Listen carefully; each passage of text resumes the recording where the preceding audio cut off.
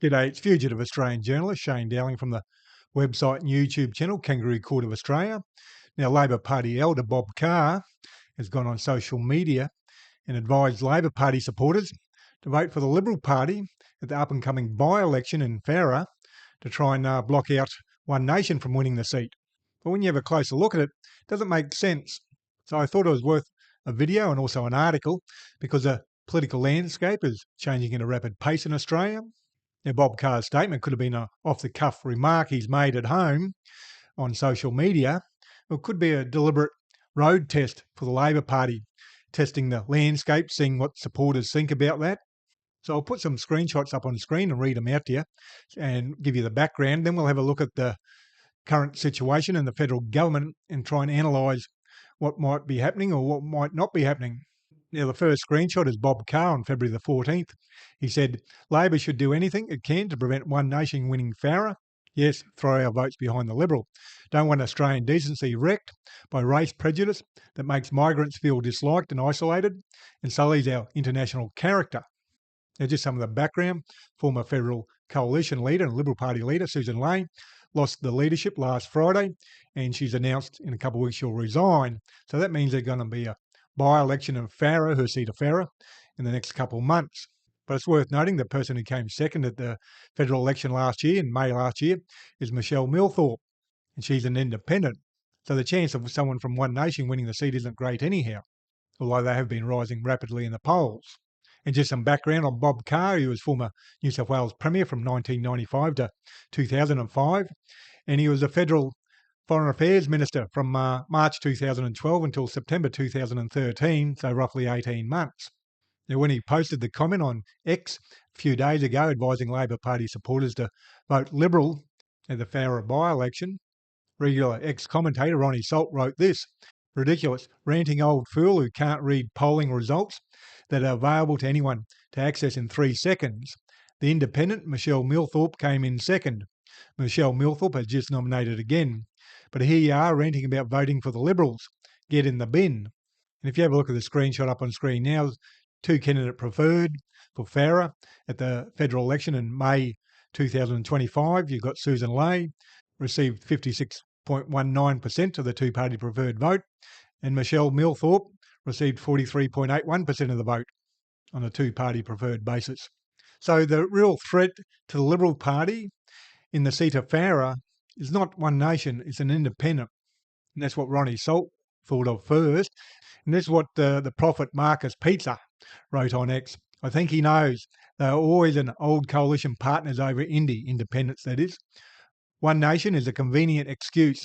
So what they're saying is that Bob Carr is using One Nation as an excuse to direct Labor Party supporters to vote Liberal when he really regards the threat as being the independent, which the independent is a threat.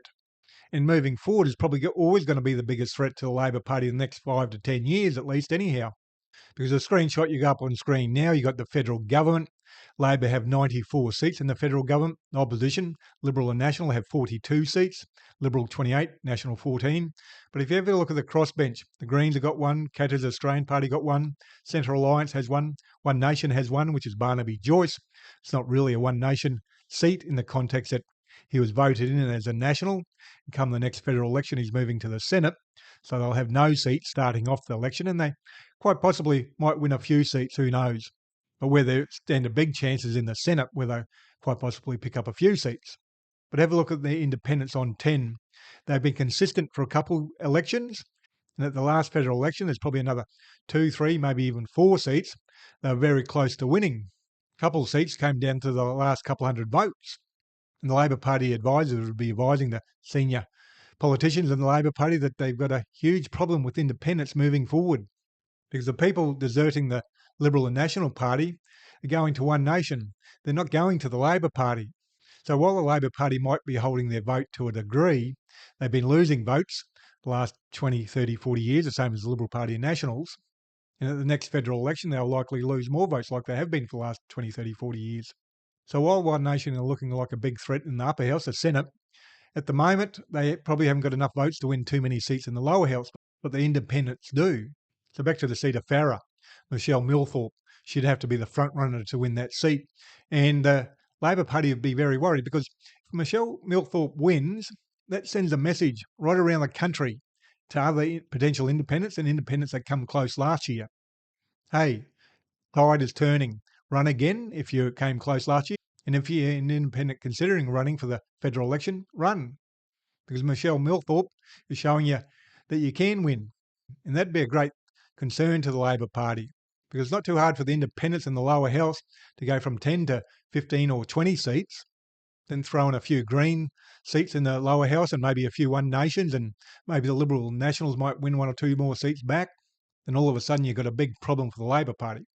So when Bob Carr is posting Labor should do anything it can to prevent One Nation winning Farah, yes, throw our votes behind the Liberal, he's probably really meaning Labor should do anything it can to stop the independent winning, even throwing their votes behind the Liberal. But he doesn't want to say that because that'd make it obvious the Liberal and Nationals and the Labor Party are running a uni party / duopoly. So he uses One Nation as an excuse.